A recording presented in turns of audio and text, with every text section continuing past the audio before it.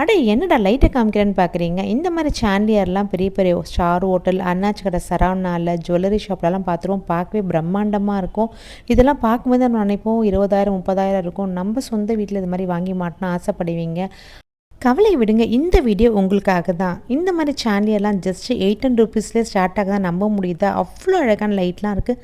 Crystal லைட்லாம் பார்க்கவே ரொம்ப சூப்பராக இருக்கும். அதுவும் ரொட்டேட்டிங் லைட்லாம் இருக்குது.